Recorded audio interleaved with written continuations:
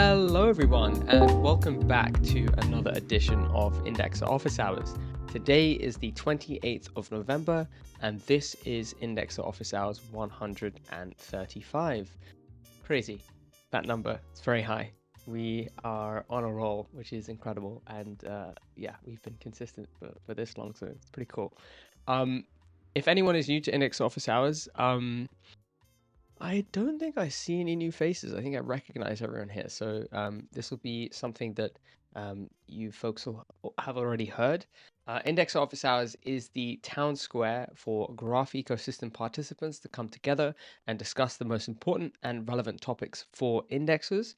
This is the conversation. We love participation. So if you would like to get involved, please do unmute your mic or participate in the chat box. If you're having any issues with your mic, please let me know and I'll try and get that sorted for you. As you guys have probably heard already, this is going to be recorded and we're going to post this onto public channels like YouTube. So if you're concerned about privacy, please bear that in mind. With that, let's get into today's agenda. So as always, we're going to give a shout out to 𝗨𝗀𝗂𝗧𝗂. And for this week's episode, we have 𝗨𝗀𝗂𝗧𝗂 Patel from Semiotic. So he is a senior research scientist at Semiotic Labs. He's, as many of you already know, he is. Oh, we have a new face. Amazing. Welcome, Bodo, Bodo the Hammer from South Africa. Welcome to the chat and welcome to the call. So Annie is awesome. He's as you can see, there's a link there to the episode. He's an incredible contributor to the space. He's actually come to IOH and presented before, and we're hopefully going to get him back on soon as well. He recently he spoke about a recent initiative that came out from Semiotics around their LLM product called Agency. So if you would like to scoop the alpha on that, go ahead and check out the episode there in the chat. Thank you, Juan, as always, for you posting the links there. Fantastic. Okay, now I'm going to hand over to Anna, who's going to take us into our regularly scheduled repo work section. Thank you, Abel, and hello, everyone. All right. Today, Repo Watch is a bit light. I'm assuming it's because of Thanksgiving. So happy Thanksgiving to everyone who celebrated it last week, or last week. But let's get straight into it. So on to execution layer client, we have had a new Avalanche release. This is version 1.10.16. And all you need to know here is that it removed some straps, so bootstrap retry enabled and bootstrap retry warn frequency, and it also added a db read-only option to run the node without writing to disk, which is expected to be used during testing only. Then we have a new Arbitrum Nitro release. This is 2.2.0 Alpha 4. If you remember the previous two releases, so Alpha 2 and Alpha 3, were coming with a retriable transaction processing issue. So this release fixes that. And if you have used those releases before, those previous versions, you will need to restore your database with a database backup taken before either alpha release was used. We also have a new version of Heimdall, version 103 Amoy, and this includes changes for the Amoy testnet chain spec for Polygon. On consensus layer clients, we have no new releases, and same for the graph stack. So this was light and straightforward, just having a look at no comments on the chat. So over to you, Juan.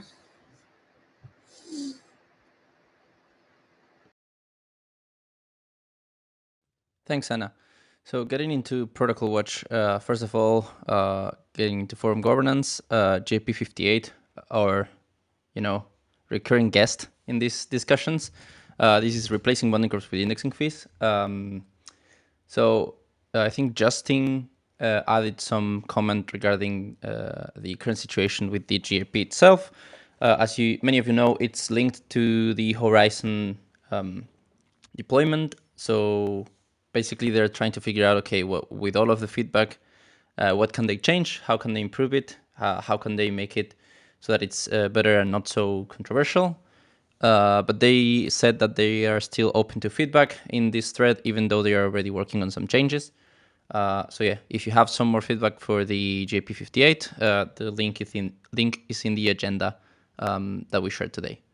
Next up, we had support for 𝗨𝘀𝗧 𝗨𝘂𝗶𝗨𝗀𝗡. Again, there's a little bit of a back and forth requesting some of the requirements to actually run it, because some of those new chains have had some difficulty adding all of the actual requirements, or maybe the requirements were not so unambiguous. So yeah. Next up, we have 𝗂𝗲 mainnet. I think 𝗨𝘀𝗧. For 𝗂𝗲 mainnet, I think Matthew has been almost successful in running it. As far as I could see, there were some back and forth with the snapshots themselves, but apparently they are pretty, well prepared. So hopefully that can work.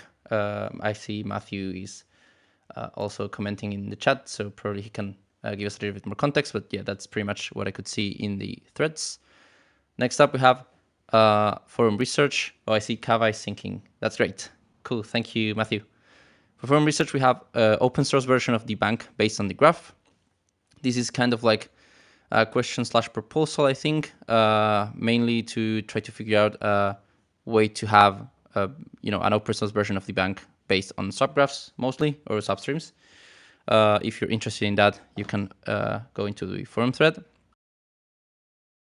For the contract repository, we have a few PRs that are not yet merged, mainly regarding the SAO subgraph availability manager contract, as well as some chores, mainly changes to integrate with the SDK. For the network subgraphs, we have a new release. It's a minor release that we wanted to do to basically have all of the hosted service deployments up to date, which add a few things like unit testing for L1 contracts, as well as Sepolia and Arbitrum Sepolia deployments. This is version 0.22.0. It's not really important for any indexer that's running the subgraph locally to actually update to it, as you know, those are just minor things that are not really required for operating in mainnet or Arbitrum. So if you're running an older version, that's fine. And also if you're running just the hosted service version as a backup, that's also fine. That's pretty much it for 𝗏𝗏𝗧. So I'm going to hand it over to 𝗨𝗏𝗧 now. Thank you very much. Thank you both for your sections there. Just to comment on the chains, like for example, Kava and others that were mentioned, I'm in touch with some of the teams who are proposing their chains to be indexed, and my plan is to have them come onto IOH and explain various things about their chain, kind of almost pitch it to indexers. Talk a bit about how you spin up a node in their network, etc., etc. Because I feel like it would be very useful as a piece of content for indexers here, be able to successfully index these chains. So keep your eyes peeled. That is in the works, and we'll be hitting the call very soon. Okay, cool. Update on L2 stuff, L2 migration. We're at 95%. Council has voted. So yeah, I mean we're basically there, almost at 100%. So yeah, that's a pretty exciting milestone, and yeah, just keep pushing, try to get your delegators onto Arbitrum. Delegator comms is not easy, but it's an important thing to do, so keep pushing, folks. Cool. I think comms push by the OG index has made a difference. Yes. Definitely. I think, a coordinated approach is always wise, because then people start turning their heads thinking, okay, what's going on in the graph ecosystem? Even those sleepy delegators who have kind of delegated and left, they'll see all of the hype. So it's good that we're doing that. Yeah, there you go. That was a reference to last week's conversation on bonking indexes. There you go. um, Bonking is one of the ways. Okay. The next section it's kind of an open discussion. So last week was Thanksgiving, so not much has been going on. Oh no, I'm gonna hand it over to Packer for Project Watch. Apologies, I went straight into the open discussion and skipped that very important part. So Packer, if you're ready, fire away. My bad, Abel. It was kind of a last minute thing. Let me get the links that I want to share. No worries. So the first one is about potentially or a control for subgraph pruning. And so I think this is something that is indexer facing, something that GraphNode team is starting to talk about more and more, discussing internally. And so I just wanted to put this on your radars.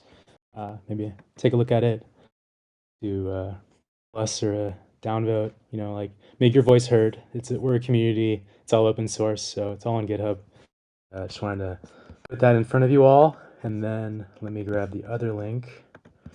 One of the main feedbacks we've been hearing on graphics is it's challenging to get a full view of the network, and so next task we're going to be working on is really improving that and making it so that you can monitor things. But yeah, just wanted to share that, and I encourage you to check out the issues. Working on open sourcing the boards. Sorry, I keep saying soon TM, but it's in progress. But you can still view the issues. They're public, so make your voice heard or just have a browse and what you think. Yeah, thanks. That's it. Back to you, Abel. Thank you, sir. Yes, make your voice heard indeed. All the issues are public and the board will be public soon as well. So initially we were going to have Subgraph Radio today, but we had some delays. So that episode is going to come out on the 19th. So be here for that, the 19th of December. That's when we're going to do that presentation. But for now, I would like to open up the conversation. Where I would like to start with this open discussion is a few questions. The first set of questions are around the New Era roadmap. So, as some of you already know, we've been doing this series covering the various things in the New Era roadmap. We started off last week with Adam Fuller from Edge and Node, who walked us through a world of data services and kind of did a short kind of presentation about it, spoke about it, and then answered our questions on that. We do have plans to go through each and every one of the items on the roadmap, but what I figured would be interesting is to, instead of just kind of going through each of those sections there, in a linear fashion, I figured let's ask the community, let's ask you guys, what about the New Era roadmap you'd like to hear the most about?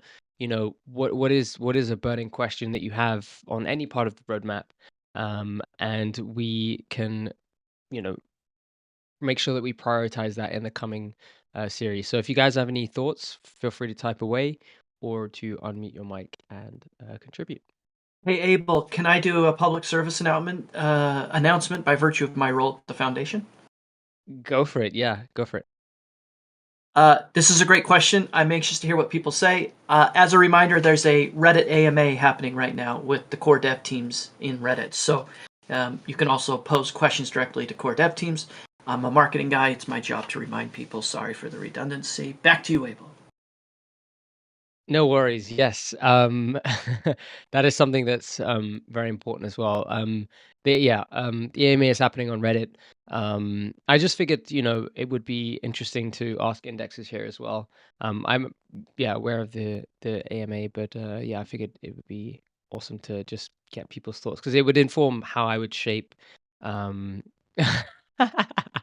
Jeez, that's funny, Josh. I just figured it'd be interesting to ask people just so I can, structure the series going forward. So if folks have any questions or thoughts or things that they want to go into in the upcoming New Era roadmap, fire away.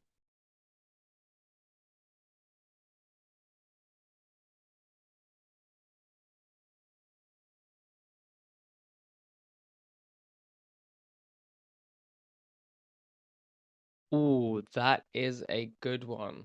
Good one. Do you when you say GTM, just so I have it straight in my head, is that's like how we're gonna bring the whole notion of data services to bring it to fruition, correct? Is that the or not specifically that and not specific data services, correct?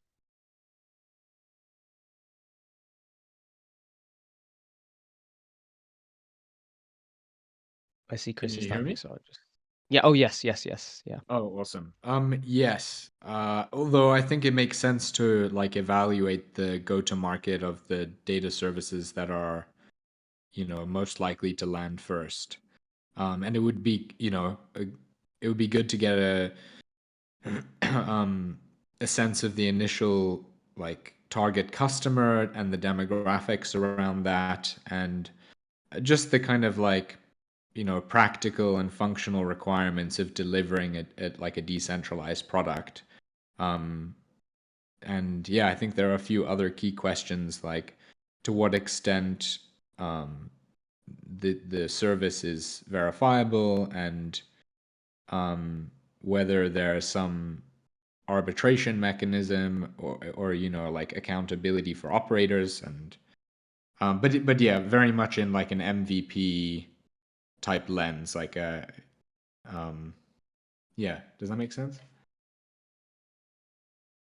It does indeed, and that's the exact kind of question that I'm looking for, or kind of direction that I'm looking for, because there's been a lot of comms out there on the roadmap.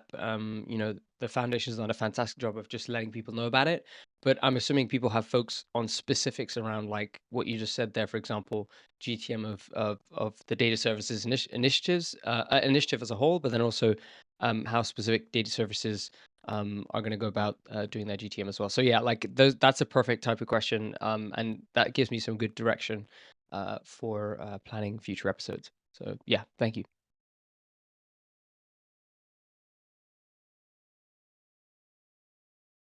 We got a question from Vince.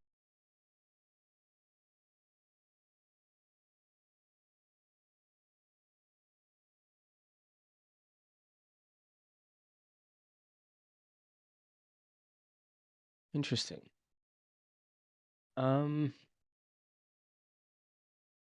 𝗨𝗀𝗂𝗪58. Can you elaborate a little bit? Just provide a little bit of context. Is that okay? Test. Can you hear me? Yes, we can hear you. Yeah. Oh, yeah. So yeah, with the GIP and everything, and the large thread that is of what the macroeconomics of indexing will look like, with the removal of curation and all these different, I guess, balancing acts that we're looking to implement going into the future, as far as selecting indexers and how query payments will be done. And I'm just wondering, all these parts seem modular to me, as far as like, different data services that indexers will be able to provide. And I'm just wondering what the thought process on the economics of modularly adding those things into the protocol, and how we'll provide governance and economics to those pieces, while also in the same space we're kind of, I guess, in an exploratory phase of where we are in the economics of just the main part of the protocol. Interesting. That's not something I would have thought of myself, but I think could be very interesting as a topic to explore. So yeah, I've noted that down, and I'll be sure to find out how to get an answer for you there, and how I can bring that to IOH. So yeah, thank you very much. Yeah. Oh, I was just Oh gonna yeah, add, sorry, you want to add some more? 'cause Yeah, go for it.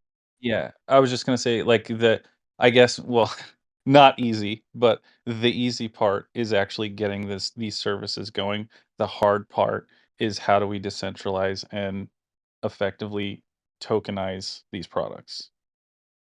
And I think that's the hard part to solve. None of it's easy, but I Indeed. think that's the hardest part. Indeed, yes. And like just from speaking to a few people, there is some thought there.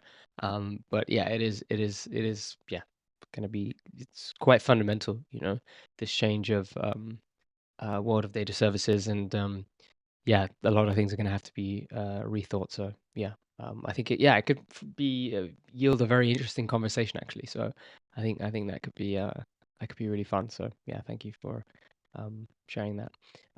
Okay, Steak Machine asks different types of storage, different endpoints, and so on. What are you referring to there? Sorry, I may have missed the context there, Steak Machine.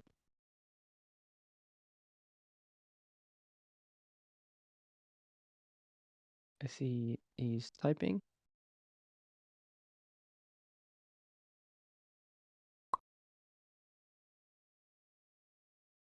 Oh, it's just about different services requirements. Um, uh, uh, types of storage. Okay. Uh, different stack database expertise. Okay. Okay. I see. Yeah. Um, yeah, I think we can fold that in. Uh, um, uh, yeah, to the conversation. Yeah, okay. All right, I'll note that down. BK from Edgenode asks, what data service is this audience most interested in running? In what ways do you expect that to impact your operations? Oh, that is a good question for the indexes in the room. So if anyone wants to chime in on that question, fire away.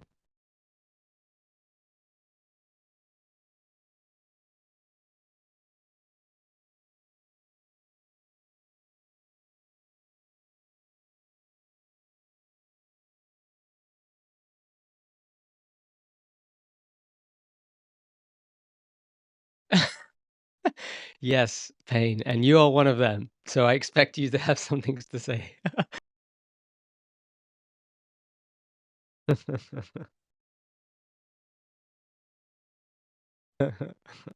No one has any thoughts? Is it because people are still trying to get their head around wrap their head around data services and want more context um before kind of like answering that question? I'm curious to know. Because I think there's a decent amount of information about the different types of data services that are going to hit the market. So I don't know, like I feel like, you know, that question might be able to be answered, but yeah. Okay. If nobody has any thoughts there, we can move on. Let's see, what else do we have? Oh, I see Steak Machine responded to that. It's more about consumers. Indexes would like the simplest stack. Okay, yeah.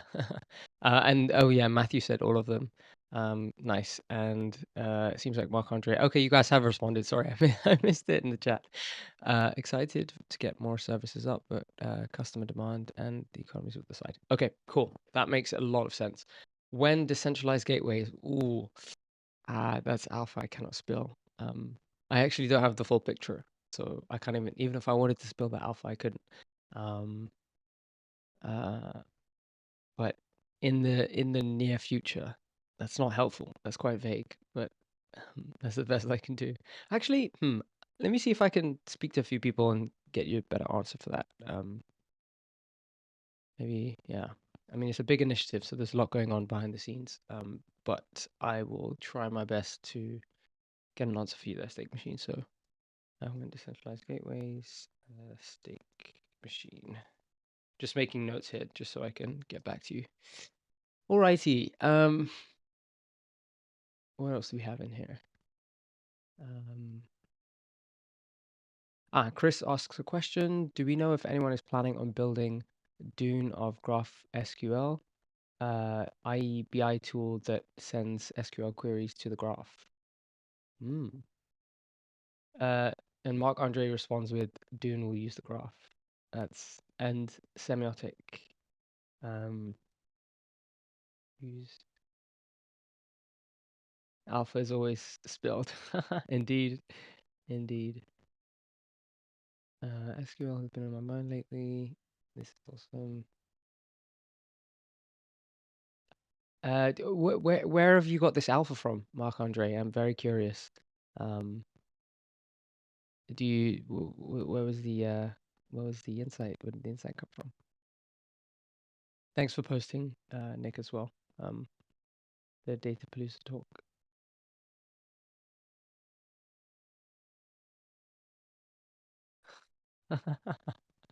Payne is just on a roll today, like with the jokes. I just read his recent comment. I'm taking notes on all topics. Oh, amazing. Amazing. Thank you, Pili. Pili's awesome. He's great to work with. Thank you for doing that. Yeah, I'm doing notes here. I'm writing notes here, and good to hear that you're also doing notes so we can cross-reference. Thank you. I give you a little heart there. There you go. Thank you. Okay. The graph to oh gosh. Oh man. Let's see. Lol, no alpha, just speculating / pointing out how SQL thing is promising. Okay, got it. Got it. Thanks for clarifying. Cool. And Nick, you mentioned oh yes, okay, cool. Yeah, that's probably worth watching then in reference to your question there, Chris. We got another question from Chris from Pinax. Let's see. Oh, no typing. Okay. Jeez, everyone is on one today. Yes, it is pronounced squirrel. That's correct. There you go. Love it. I love the emoji. Any more questions? I really like the question that Chris asked. It's very specific on the new era roadmap. So any questions like that in terms of Germans can't say script. I can't even pronounce that. That's hilarious, Jim. Oh wow. This is a big wall of text. Let's see what the question is.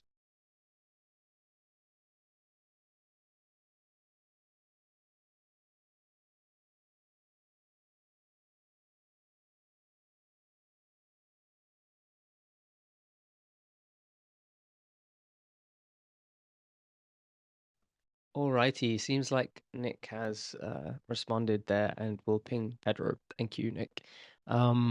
Yeah, any other questions as it relates to the new era roadmap? Any specific things that people want to have covered? Obviously, we'll do everything. We'll cover everything eventually, but I think this would be interesting to know so that we can you know prioritize certain things. Yeah.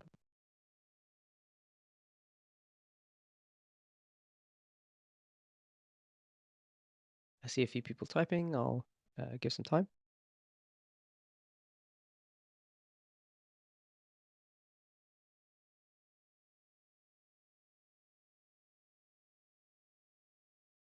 Ah, is that a suggestion there, Nick? So more insight into the sunrise of decentralized data and the upgrade indexer, is that correct? Yeah, okay, awesome. I will also note that down. Thank you, sir. And I'll put your name aside besides that so that I can keep tabs.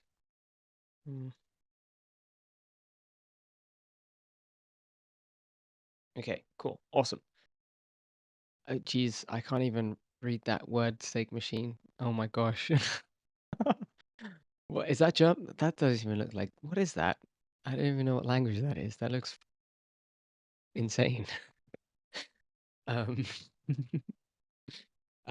okay, sorry, I don't know this already, but are the best resources that indexers use for optimizing allocations based on queries?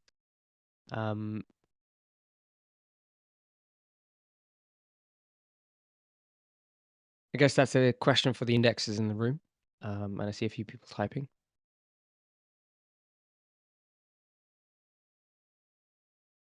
Oh, we've got a question. Okay, so people are responding to BK there in the chat, which is awesome. In the meantime, I'm also going to draw attention to Nick's question, which is, does anyone here plan to be an upgrade indexer? That is a good question. So anyone want to put their hand up to say that they're interested, or they're looking at it, or this is something that they want to eventually um,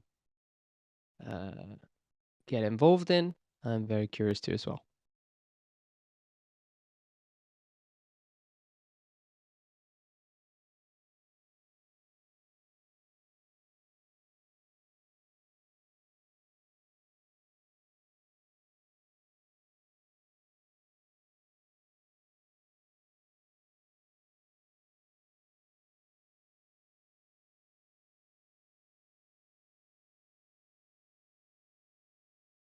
That's hilarious. Um, Krankenwagen? Is that how you pronounce that? Or ambulance in German? That's awesome. All right, seems like Mark Andre would like to. He said he's filled in the form. The due date is in December the 1st, and he presumes he'll hear more then. Uh, Krankenwagen. Wagen? Krankenwagen? Did I get it that right? Yes, okay. Thanks. Cool. Yeah, nice to hear that Mark is interested. Anyone else? No one else looking at it? No one else filled the form? Oh, yes, Payne has. Okay, nice, nice. Nice, nice, nice. The only way is to...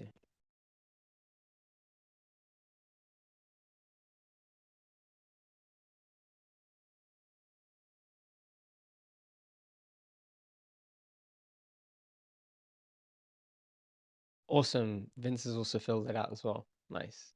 Nice. Okay, so there's a fair few indexer people who are thinking about becoming an upgrade indexer, which is pretty cool. That's awesome. That's awesome. Alrighty. If folks have any more questions as it relates to the new era roadmap, then please fire away. I think that's kind of the main thing that I would like to discuss with you guys and ask you guys. But also, I think these open discussions are a fantastic opportunity to kind of gather feedback on IOH.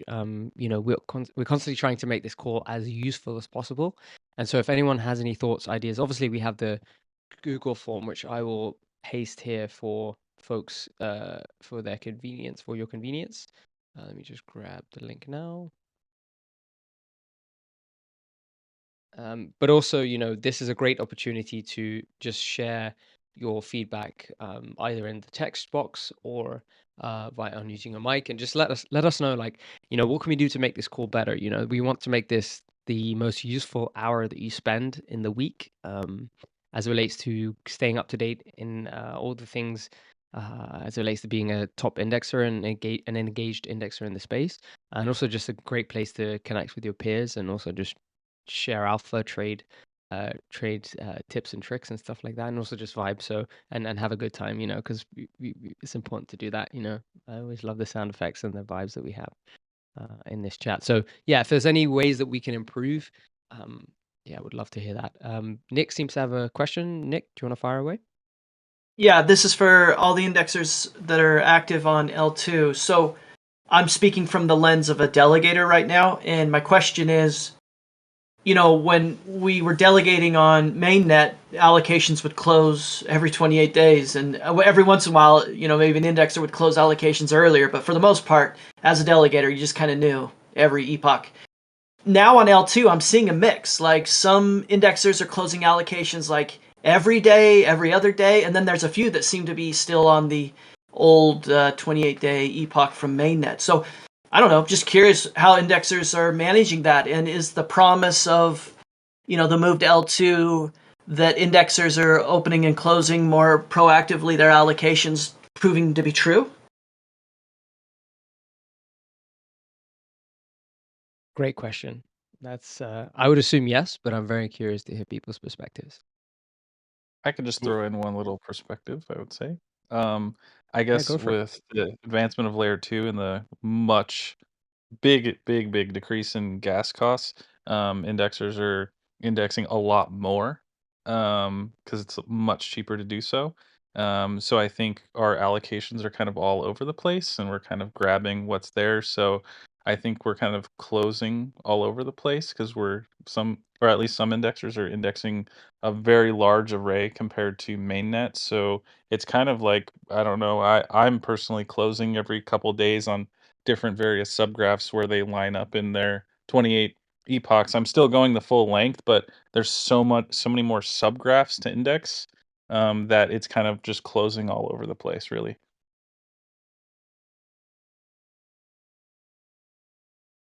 I have a follow-up question. And again, this sounds like a loaded question, meaning that maybe I know the answer, but I really don't. I've just been clicking around and trying to kind of figure out what different indexers are doing. But it seems to me that those that are ranking highest on query fees are the ones that are most proactively opening and closing allocations more frequently. Am I wrong about that? I mean, I've only clicked around and just kind of looked. Or is there a relationship there? I really don't know. I You'd would have to say dive it's into their the subgraph QoS. choice. You'd have to dive into the data to have a real insight on that. But you've got to keep in mind that there are many indexers up there who have been on layer 2 since the day it started, you know, so that played a massive role as well early on. So people like me, Wave 5, we're just catching up. But we're catching up relatively quickly, right? You'll see people who are actively managing their allocations and looking out for query business climbing up the charts. You just have to try and keep an eye on it from day to day, and you'll see various characters that are climbing up those charts. On the previous question of allocations, at Wave 5, what we basically do is we just keep an eye on our overall APR or estimated APR. And if it goes really low, which it tends to do on Arbitrum because we have a very volatile environment in terms of signal, then what we've been doing is, because it's so cheap to do so on Arbitrum, we will dump all our allocations, but prepare the next transaction that will optimize all of our allocations, maybe introduce some new ones, and optimize our allocations across all of them, and then redeploy the whole, like it's like 51 million, I think we're managing right now. It's just so cheap to do that now that it just makes sense, right? So I'm doing that probably once a week, sometimes a little bit more frequently. And apart from that, the only time that I'm making any changes is subgraph deprecation. So if a subgraph's upgraded, which frustratingly is happening quite a lot on Arbitrum. I think subgraph devs are taking the same approach that some of our favorite indexers take, which is test in prod. So sometimes you'll see them upgrade their subgraphs, you know, sometimes twice a day, which is just for now is infeasible for indexers. But that's the only reason I see to do it, you know, on a more frequent basis than I am right now. Maybe in the future when it gets a bit more competitive and we have more automation available or whatever, maybe I'll do it more frequently. But certainly doing it a lot more than we did on mainnet, and feeling a lot less irritated by the transaction fees because they're just so low to do big batch transactions, which is great. So frequency is definitely up across the board, but everybody's treating it differently, I think.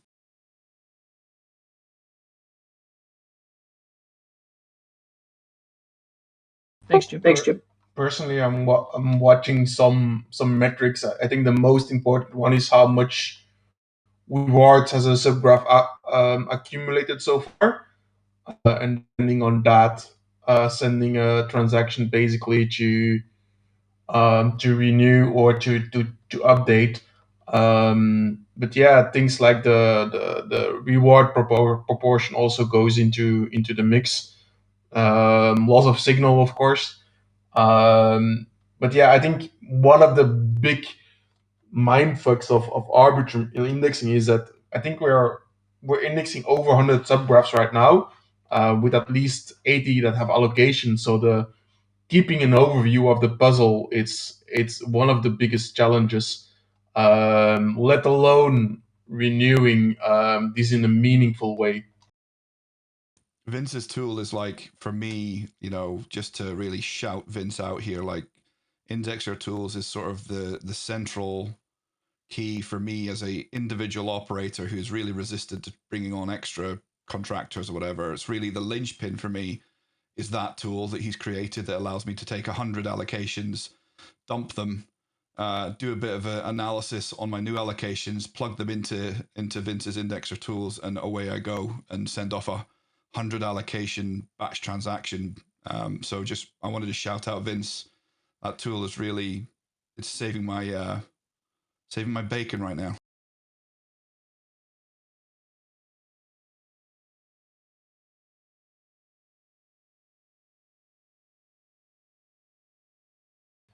One of the things I also notice is that the larger your batch becomes, the difference between the gas that it actually uses and the gas that it wants to be, I mean, the amount of Ethereum it wants to have available is quite significant. I think somewhere with 20 allocations in the batch, it already requires 𝗨𝗪 in Ethereum to be available. So if I will have to renew 100 allocations at once, it potentially needs 5 times as much, which seems a bit silly to have that kind of gas available on an operator key, while in reality it uses, I think, less than a tenth of that.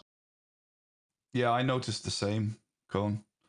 And I'm wondering if there's anyone here who can comment on that piece of code in the indexer agent and whether it's just the same variables or limitations ported across from mainnet. Have they been adapted for Arbitrum at all, or are they just the same? There's also something around a limit, something like having to. Do we still have to have a third of a ether in our account in order to execute any transaction? I can't remember now. But it feels like there's a couple of hangovers there in the gas estimation piece.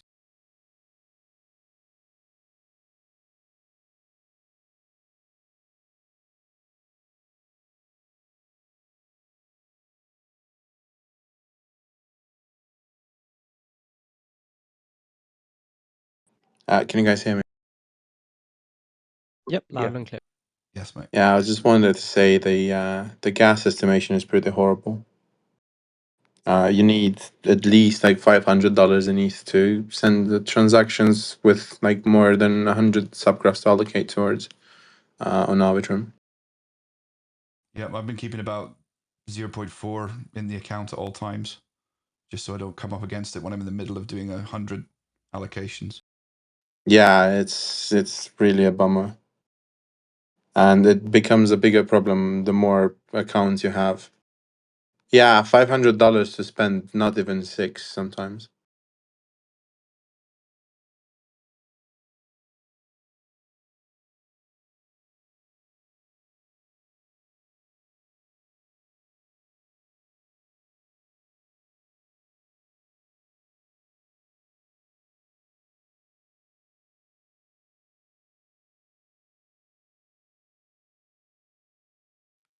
Okay, you're a king. I The try. man's He is already indeed. on it. Awesome. Yeah. I know about some of these problems. Yeah, we're trying to catch up. So I can say is I'm sorry, and we are working on it. And thank you for understanding. But yeah, that is a huge bummer. I'm sorry that you're having to deal with that right now. That sucks. As long as it's being tracked somewhere and it's on someone's priority list, and we're all happy. It definitely is. So yeah, we got your back. Yeah, we're working on it. Glad to Something have you just- around, mate. Something that just came to mind just thinking about these things is early on when the multi-agent came out, there was this need to continue. I believe, somebody correct me if I'm wrong, but there was a need to run a mainnet indexer in order to run any other indexers. So like if you wanted to run an Arbitrum indexer, you still needed to be running a mainnet indexer in the multi-agent. Is that still true, or am I wrong in thinking that's what's required? I've never had this requirement in my setup. I have my main Arbitrum indexer has always run without any mainnet configured in there. As a multi-agent indexer? No, it's configured as a single one. So it's not using, it's like multi-agent is turned off. Yeah, it's off. Right. I think I think the requirement had something to do with, was it with the cost model thing or something that was only available on mainnet, and that sort of, or perhaps a die variable or something.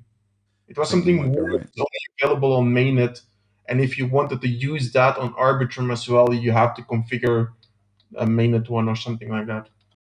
Yeah, I've definitely seen some PRs or at least some commentary from the indexer repo around that, and about maybe Marc-Andre was making some comments about maybe we should just anchor it off an existing pair. It doesn't necessarily have to be Arbitrum. I'm not sure. I have to go digging. Anyway, it's something that came to mind earlier today. I just wanted to make sure I mention it. Okay, because now people are all, there's a lot of people who are just dumping the Ethereum indexers. So I just want to be sure we're not missing a trick here by If they're going to turn them off, is it going to cause a problem with their Arbitrum indexers if they're running multi-agent?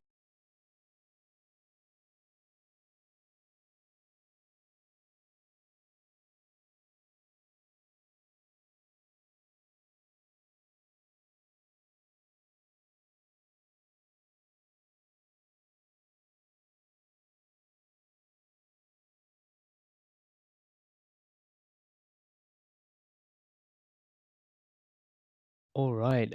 We've got a few questions that have been coming through the chat, so I'm just gonna roll it back if that's okay.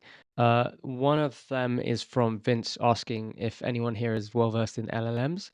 And the general sentiment of the question is he's excited, but hasn't really looked into it, and so is looking to other folks in the community to kind of share thoughts, feedback, and tips on how to potentially um, leverage this stuff or look into this stuff, I guess, if I'm not mistaken, Vince. Is that the general sentiment? Yeah, basically just like kind of what this is unlocking, because I guess it's the biggest part of the new data services that I'm most ignorant on. So I'm just wondering like what kind of tools and what kind of things people are excited about that you can possibly build with this kind of stuff. Are you Yeah. are you referring to Sorry, like sorry, go running ahead. your own LLMs, Vince, or are you referring to general use of things like ChatGPT? Yeah, just like general use, like if anybody had any like tools or possible things they could build off of it that they were like looking forward to, or something that worthwhile that maybe will spin off of this. I mean, I've started using. I know people who've been doing it for a long time. Like Payne is like well deep in creating scripts via ChatGPT, but that's what I've started doing. Using it for is to research like twice as fast as I can on my own, and to help me write scripts. You know, um, I haven't looked into it any deeper than that. I'm interested personally in the idea of running your own LLMs, that type of stuff, and having agents that can privately look at your data, just your data, and draw insights for you just by chatting to a bot. On the graph side, I'm not so sure. I don't have the vision to think about what it looks like on the graph side as a service.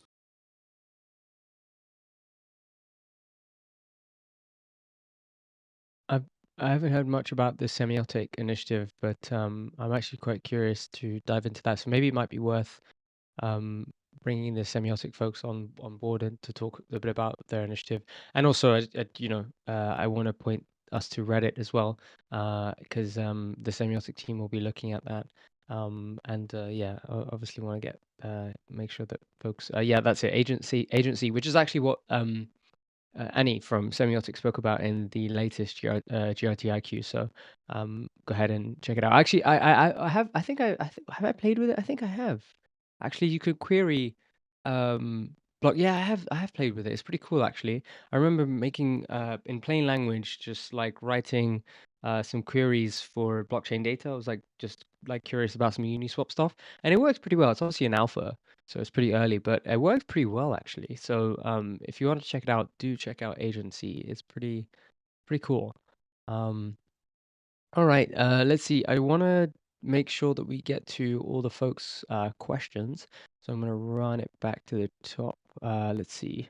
I just marked each question. Okay, so Packer asked the question: If you could automate one or two things if you could automate one or two things in your index or experience magically right now, what would they be? That's a very interesting and general question. So I'm very curious to hear folks' perspective on that, and yeah, that could potentially influence the building that Packer's doing with his team. That's a fantastic meme, by the way. I love that GIF.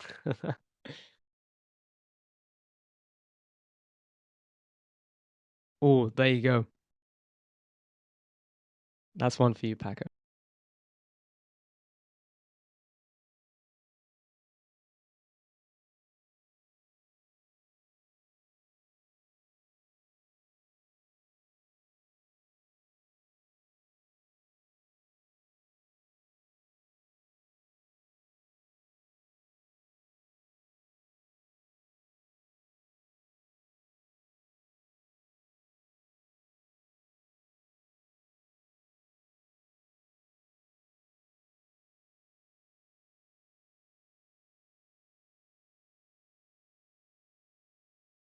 Cool. I'll let people type away in the chat and see if we can move on to the next question. All right, Chris has asked a question. Another question for the roadmap. How do we expect the indexing market to change as a result of heterogeneous indexer capabilities, e.g., indexes supporting different data services and data service composability, i.e., firehose substreams and subgraphs? Hmm, interesting. How do we...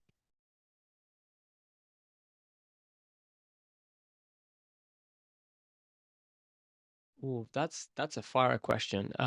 I don't know that, but I have noted that down. I've put it on my notes. I've copy and pasted it onto my notes, and I think that could be something that we cover in a detailed breakdown into world of data services. I think there's a lot of like what I'm learning about this from this conversation is that there's a lot of specific questions that folks would like to know about world of data services, and although it's kind of still being developed and there's a lot of open questions, there's been quite a bit of work done, so I'm sure we can share more information on that. So I will endeavor to try and get that maybe even next week if I can. I can try to get that sorted for next week.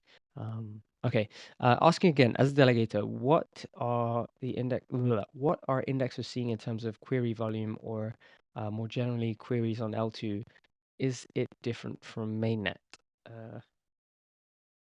Marc-Andre has responded with more queries on a more diverse set of subgraphs on L1, mostly from one or two subgraphs. Yeah, I guess that's expected behavior due to lower gas fees, which is pretty cool to see in action. Stake Machine has responded and said if indexes sees an opportunity to allocate to the subgraph with good volume of queries, it's much easier to do it on L2 rather than mainnet. Okay, so it seems like that question was kind of answered, so let's move on. Is there a solution for cost models on the Arbitrum stack? Has any... Oh yeah, Packers responded to that. Okay, awesome. Let's see, any more questions? Kyle has asked the question, does anyone run their own archive nodes or do you use a service? Either way, how do you estimate how many RPC calls are required for indexing a new subgraph? Self nodes are more sustainable for indexing. Okay, Vince has also responded. We all run our own, or at least a massive percentage of us. Have you not seen issues with the cost model setting? That was a question for Cohen.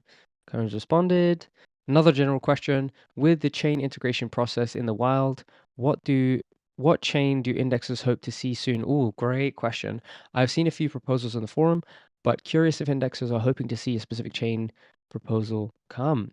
It would be fun to know which chain those who actually serve the queries want versus or the hype or whatever on CT. Great question. Oh, base. We've got one from Stake Machine Base. That's a good suggestion. Any other ones that people have in mind that they're like, oh, this would be amazing? Yeah, I'll give you the controversial opinion Oh, immediately. let's do it. Whatever's the easiest, whatever's the easiest to do archive queries for with the least amount of storage, with the least amount of effort, and with the greatest return. Yeah, I mean that's pretty a pretty pragmatic answer actually. Not too controversial, very pragmatic. You know, if we want to make sure that like a bunch of indexers are indexing these chains, like that's the kind of things those are the kind of things that we should think about, and obviously balance that out with demand as well. So actually pretty pragmatic. I generally agree. You know, I guess the question is like, yeah, that being said, optimism. Although nice. you know, okay. I say that, but like anybody who knows optimism knows it's not trivial to, you know, it's not an easy one to index. No easier than Arbitrum. No easier than Arbitrum. Okay, got it. Yeah. Yeah. I wondered, do you like if with that criteria, do you have any other ones in mind? You know, that you think could be interesting?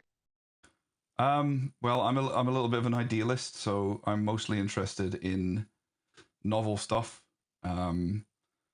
mostly Ethereum related L2s. So that's the stuff that Wave 5 intends to to focus on. Others will do, all of them. Mean is a really interesting one because it's known as the succinct blockchain, right? So it's tiny little blocks.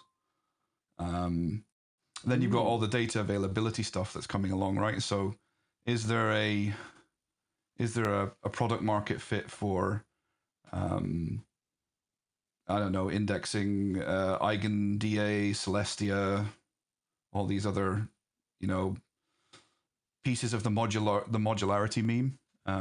That's all interesting stuff. Like imminently though, I think optimism is the obvious one to me. Don't know if others have other opinions. Yeah, that makes sense. I mean, I've actually never I've used optimism extensively, but never spun up a node in the network. Like, can you give me like an idea of like how difficult? You said it's like roughly equivalent to Arbitrum, but maybe it'd be interesting to know like if you could like add some more flavor to that. Like what are the requirements? Like what's it like? I mean, I'm not running any optimism nodes right now, so I can't really comment on it. But I do talk to people who are running them. But there's other people here who can speak more to it than I can. Payne's certainly running them. There you go. Anton's running them. Nice. Yeah. Payne, Antoine, like, oh yeah, optimism is a pain. I would love to hear more if it's okay, Anton, if you want to chime in a bit.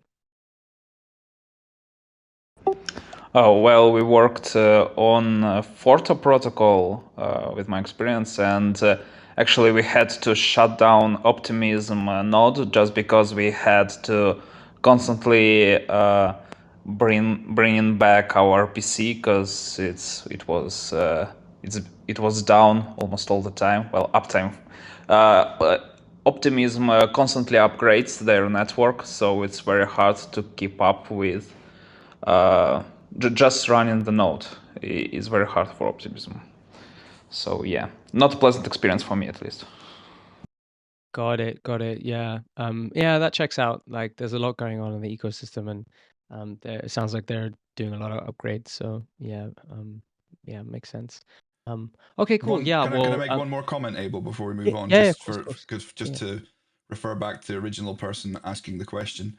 Yeah, go for it. There's a section on the Discord. I'm assuming you can see it with the right roles called index or chains. So if you're really interested to see like what the daily struggle and strife of maintaining these nodes is, check out those channels. There's like Ethereum, Polygon, CeeLo, Optimism, Arbitrum, Avalanche, Phantom, and Gnosis.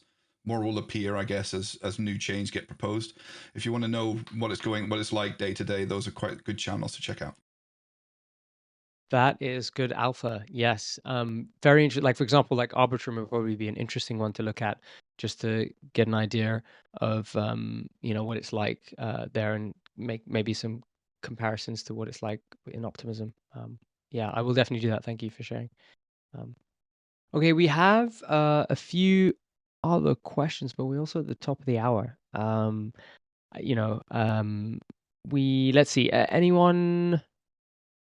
Let's see. If anyone has any burning questions, please type in the chat now. Oh, yes. Oh, yes. Thank you so much for reminding me. I always forget the POAP. Okay, guys, get ready for your POAP. The secret code word for today and the mint window ends at 7:15 p.m. So make sure to grab this ASAP is upgrade indexer, all lowercase and a dash in the middle. I'm going to post. There we go. Pilly's already on it. Awesome. Thank you so much.